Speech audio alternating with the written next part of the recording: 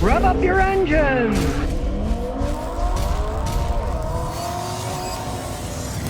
Today I'm going to show you the most common, easy to fix problems that have driven people crazy over the years.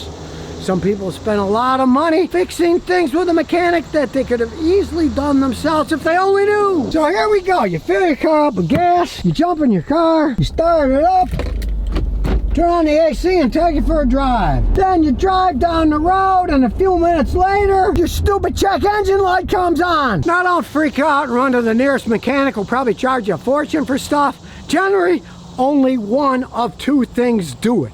And the first one is really simple. You either forgot to put the gas cap back on, it's not here anymore, or you didn't put it on tight enough. You put it on until it clicks. Now it's tight, it should seal. Now let's say you do have it on tight. That could mean you need a new gas cap because there's a rubber seal. Now, this is a brand new cap, replaced recently because the light did come on. This rubber's all ripped, it'll leak, it'll suck air, and the computer will know it and then trip.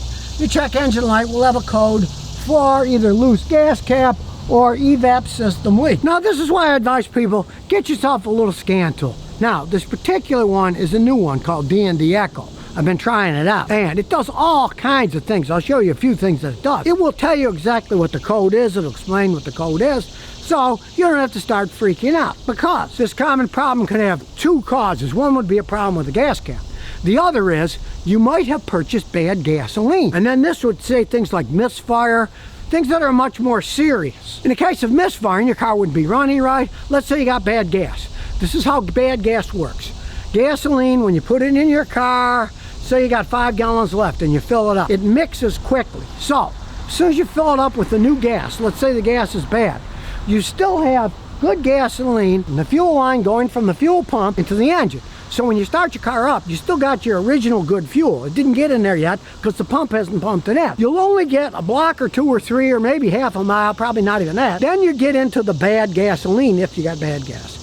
And it would start running bad right away. And it would turn the check engine light on. And if that's the case, it's vitally important you have some kind of scan tool. This one is actually pretty good. It's about 79 bucks, but they have sales and stuff, whatever. You plug it in, look on your smartphone, and you'd be able to read the code. And if it was a code like misfire, a serious code, I would advise you shut your car off, don't drive it anymore, tow it to a repair facility. Because if you had bad gasoline, you start up and run a short time and turn it off.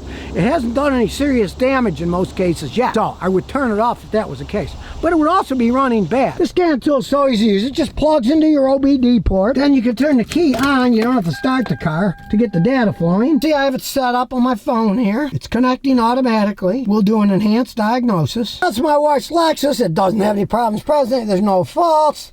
But it does enhanced diagnostics. Now, as you can see, there still aren't any, so let's look at data stream. Say, look at all the data the system has. If there was a trouble code, it would show you what it is. It'll even show you a graphic representation of the data. That's a really good feature. Look, it shows the real-time price of gasoline. Here, we're in Clarksville. It's going to tell us where the cheapest gas is. It's $2.82 a gallon, and that is 3.7 kilometers away, not very far, at Murphy, USA. And I confirm that's correct because I went by the other day. It was $2.85. It's gone down another 3 cents. Now it's $2.82. But a little device like this could save you a lot of money. You're on a trip or even when you're at home. Where's the cheapest gas? There it is. Look, it's only 3.7 kilometers away, which is what, 2 miles or something. So handy little thing to have. And as you see, we did an OBD scan again. It says no faults detected. Your vehicle's in good condition. If your check engine light came on, it would not say that. It might say gas cap is loose. evap system has a small leak or a gross large leak if you left the cap off entirely, and then you'd know it's just a gas cap. Go buy another gas cap, right? Or if it was running poorly, it would show you the faults like misfire, and then you'd know, okay, I probably got some bad gas. I should shut the car off, tow it somewhere. When you buy gas, if your car's check engine light comes on, immediately after refilling it or within a few blocks or half a mile, you either left the gas cap off, it's got a crack working and it's not on tight, or you probably got bad gasoline. Now this is 99% of the time, because if your car was running fine before, and then right after you fill it up, that light comes on, these are the reasons it comes on. Now you most certainly don't want to tow your car to a garage because your check engine light came on because the gas cap is loose or missing. These little machines are going to save you a lot of headaches, and they work on all cars 95 up. So something like this, that's a higher end one, like 79 bucks. You can get scan tools for $20 that'll give you such basic information if you want. I personally find this one's cool because, hey, look at the money you can save on gas over the years, especially if you're driving on a highway like I am between Rhode Island, Tennessee, and back, and you see the ones by the highway are $3.50 a gallon, and you find out it's like 60 cents a gallon cheaper down the road somewhere. Hey, handy device. Now here's another common problem that you can easily fix yourself. Somebody's going to charge you a fortune if you don't watch out. These have power doors, right? Look, it's not working. I have to physically open it, and then when I close it, I have to physically close it. This Sienna van was working perfectly fine yesterday, and all of a sudden, both doors went out, and the power doors don't work anymore. And if you start it up, you know, you go up here, that's supposed to open the left side. Here they're beeping, but they're not working. Now, first thing you want to do is make sure you got the doors on lock. But they are on lock. They won't go by themselves. Sure, you can open them mechanically, they open and close, but I mean, the point is it's convenient to have the little electric doors on, right? Well, and I found this out years ago when I was working on a guy's car. He brought it over to me and said, those doors don't work. I read how the door motors can break. It can cost a fortune, la la la la. Well, if you go down here, there's a little button here, and it just says power door off. Let's push it. Now let's see what happens when we push the button. Check it out, it works now. It opened. Push it again. And it closed. Easiest fix in the history of mankind. A lot of people don't know it, and it's kind of a bad design because it's right next to some people's legs, their knees, especially if they're short and they go forward. If you hit this button, it doesn't light up or anything. You would just not even know if you bumped it, but then it doesn't work. So, first thing, go to this button, push it in so it pops. Then push it. Voila, problem fixed. So just like me, the more you know, the better off you are. Now you know, first thing, look at that stupid button. Maybe the kid pushed it deliberately, maybe they didn't know, maybe they bumped into it, but these Toyotas are pretty well made. I've only ever seen one of these doors where the automatic doors broke, and the one that it was in was one that was in a side impact collision, and the collision is what broke the system. Now another easy fix has to do with the tire pressure monitoring system. Let's say you're driving down the road, your stupid TPMS light comes on telling you got a low tire somewhere. This is why I advise people in your little handle here inside the armrest, make sure you got a tire pressure gauge that works. This is my son, Sienna. He was driving, the tire pressure monitoring light came on. He said, oh, the light's broken. There's nothing wrong with the tires. Where I'm like, I don't trust all that electronic crap. So I got my little tire gauge. I checked it. One of the tires only had 18. The other all had 33 PSI. So I knew there was a problem with that other tire. But how did I know? Because I had the tire pressure gauge in the car.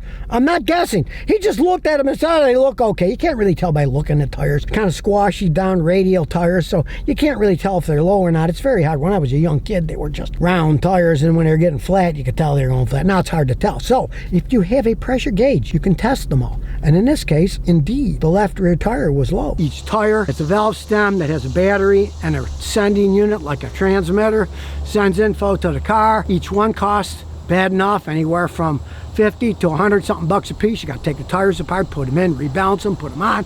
There's 4 tires. They all have batteries in them. Eventually they'll all go out. You could spend a small fortune, but with a handy dandy tire pressure gauge, you will have no worries. Electronics can help us, but they can also drive us crazy. In his case, he guessed that, oh, it's just wrong. Well, eventually that tire would have gone completely flat. The others had 33, that one only had like 12. It could have caused an accident. Having one of these tire gauges is worth its weight in gold, because if you go to the gas stations, half the time the pumps, the gauges there, if they even exist, don't work. Get your own, put it in the glove box, and you won't have to worry about it. Another very common problem I see all the time where people get ripped off for all kinds of unneeded repairs is you try to start your car won't start. Now, if you're prepared like me, what you got in the trunk? This JF Agwo is a double system. It is both a compressor and a jump starter. So you can open your hood, do it yourself, Just find where the plug is. It only goes in one way because they're different sizes, right? Now you don't have to worry about any explosions or gases because it's turned off now. So you can put positive on positive, negative on negative, then you turn the thing on. It's a good system because look what it says, 100% charge. It's been sitting in the trunk for a year and a half. Still has 100% charge. You just go start the car. If it starts up, away you go. Now let's say you now disconnect this. You see it's still running. That means the alternator's charging the battery. If you disconnected that and the car dies, generally that means the alternator's not charging and you're gonna have to get a new alternator. You could probably recharge the battery, but you would need an alternator. But if you jump start it and it continues to run, that means the alternator's working, and in that case, drive wherever you're going. I advise driving to a place you can buy a battery because that's safer. It'll generally run fine until you shut it off. Then if you shut it off, it might not start again because the battery's bad. But continues to run after you jump it, go and get yourself another battery. So of course you have to be a Boy Scout and be prepared for this, because if you don't have the jump starter and the air compressor, let's say you are low on air pressure, this pumps it up really good. I've used one of these.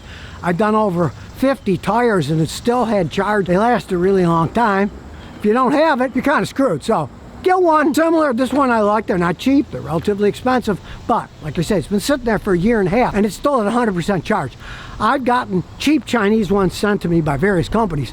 Some of them, they sit a year and a half. I put them in, it's a zero. It won't do anything. So best to have one that actually works. Now let's say you don't want to deal with a dead battery in the first place. Well, you can pay mechanics like me or auto parts stores to test the batteries. But if you don't test them, this particular thing is Ansel BA301. It's a battery tester, costs like 48 bucks. If you don't want to get stuck, put them on a battery, positive, positive, negative, negative. What we want to do is test the battery. Doesn't have a touchscreen though. You got to go through stuff. We'll do a cold cranking test. Start engine. This is going to tell us if the charging system's working. We'll start her up. Okay, the crank is normal. Start is good. Let's do a charging test.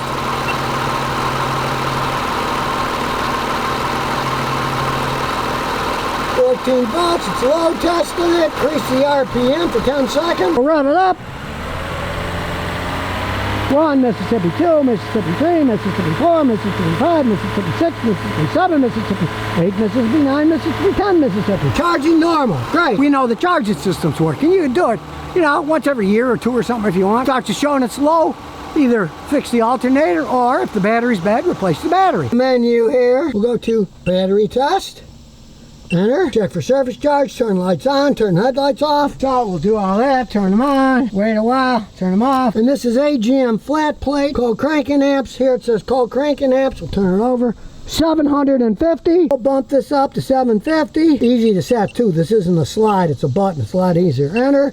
And here we go. State of health is 87%. $48 battery tester, alternator tester, starter cranking tester. These days batteries are anywhere from 150 to 350 bucks. Test them yourself at home so you don't get stranded. And then if something does happen on the road, you can use this and you can see, okay, the battery's bad, I need a battery. Maybe it'll say the battery is good but it needs charging, but that the alternator isn't charging, then you know you need an alternator. You're not gonna get ripped off. Hey, for 48 bucks, it's really a worthwhile thing to stick in your trunk. There it goes. Because, let's face the facts, if you don't have it in the trunk, it's not going to do you any good to test later on. It'll work on any 12-volt system, so GM flooded, regular. Doesn't work on lithium-ion batteries, but that's a completely different ballgame. So now you know some really easy things you can do to fix problems in your car that a lot of people just don't know. It's that easy to prevent all kinds of massive rip-offs at a garage, being stranded somewhere, all for a lack of a little knowledge and a few relatively inexpensive tools. After all, we're all in it together. Let's share our information, make life that much smoother. So if you never want to miss another one of my new car repair videos, remember to ring that bell.